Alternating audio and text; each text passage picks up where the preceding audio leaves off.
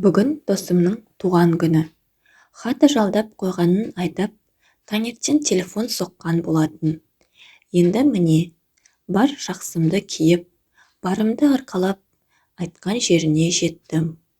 Жол бойы бүгін ішпеймін деген байламға келіп, өз-өзімді қайраумен келдім. Алдында ішкеннің кесірі қатты батты. Беріп тұрған қызға қайратымды өткізе алмай қайтқанмын. Көп адам жиналған екен. Көзіме оттай басылған шашын сары түске бояған ботагөз аққұба қыз болды. Бойы ортадан сәл төмен, ашаң жүзді қызға бірден құмарым ауды. Сазандай санын жалтыратып, көтін бұлтитып, анарын жартылай жалаңаштап, қызыл көйлек киіпті. Дастархан басында өкінішке орай қарама-қарсы отырып қалыппыз. Оның үстіне ойнақы көзбен атып, іші бауырыма кіріп бара жатқандай сияқты. Ары-бері еңкейгенде онсыз да алды кең көйлегінен үшінші размерлі анары салбырап көрініп, мені мүлде есімнен тандырды.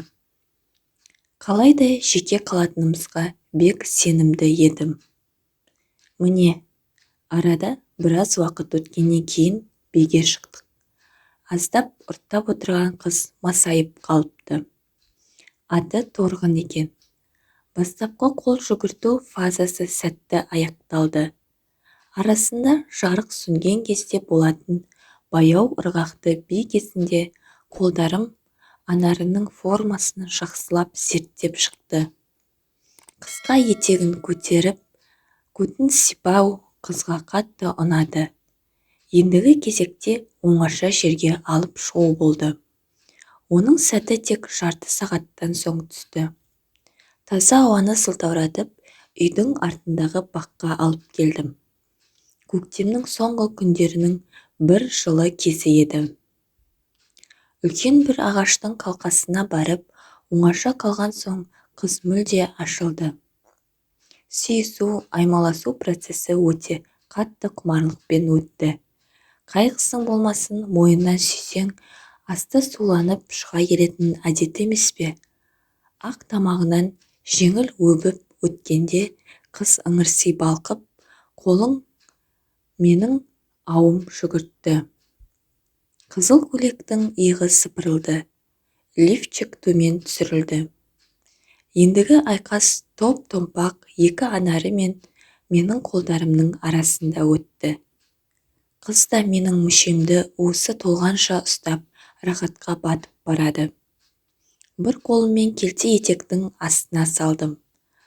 Трусидің сыртынан жеңіл сипап, сосын барып бір жағына сәл түріп, күнтемесін сипадым.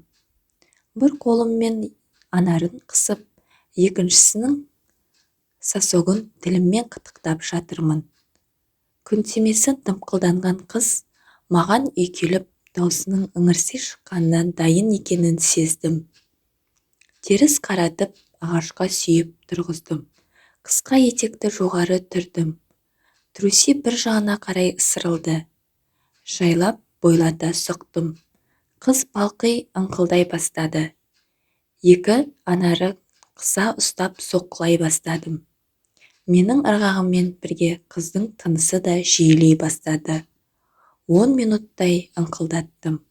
Жалма-жан суырып алып сыртқа бітірдім. Қыздың сәл-пәл тершіген жүзінен ризашылықтың табын таныдым. Үлкен ағаш қалқасындағы Торғынмен жақын таныстық үйдің екінші қабатындағы тар бөлмеде жалғасты. Жоғары қалай көтерілгенім есімде жоқ. Бар білерім бал татыған еріндердің дәмі.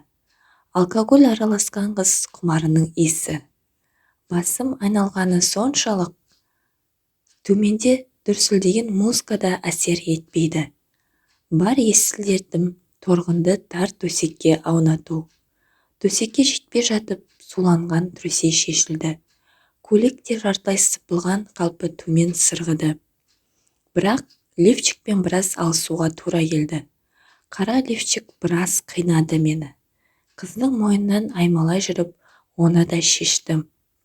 Қыз бүкіл денемді жалап төмен сырғығанда өзімнің де лыпасыз тұрғанын аңдадым. Қыз баяу төмен сырғып, қолапандай мүшемді аялай бастады. Жұмыртқаларымды бірінші көргенде алақанында ойнатты да, қатайған мүшеге ауыз салды. Бір уыс ұрғаннан жұлын тұтаммен рахаттың не екенін сезінгендей болдым. Шашынан омаштай ұстап, жапайы рахатқа батып, қанша тұрғанымды білмеймін. Көзімді әрең ашып төмен қарасам, қыз қомпылдатып сорып жатыр екен.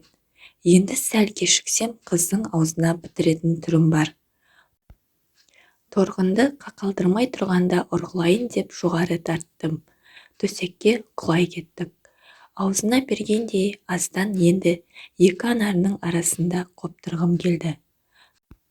Торғын шалқалай жатты. Ойымды бірден түсінген сияқты. Үп-үлкен екі анарын қыса ұстап ыңғайыма көне кетті. Мен қоптырып жатырмын. Аздан соң төмен сырғыдым. Қыз бұтын кең ашып шалқалай жатты. Жайлап кіргізіп есеңдей бастадым. Тағы деген торғынның балғын даусы мені одан әрмен елітеді. Осылай біраз соққылаған соң екі аяғын иыққа ілдім. Күнтимесі кеңінен ашылды. Түбіне дейін тығып қатты ұрғыладым. Екі қолым анарынан босамайды. Ұзақ айдадым. Бұл жолы да мүшеқаптың жоқтығы білінді. Жалма-жан суырып алып, ақ бұрыншақты қыздың үстіне жібердім. Бәрі болып бояуы сіңгенсің. Ең бірінші ойлаған ойым, бұл қыз қанша жігіттікін сорды. Ал мен онымен сүйістім. Құсқым келді, бірақ амал не? Енді аузын дұрыстап жуып жүрген шығар деген соқыр үмітпен үйге қайттым.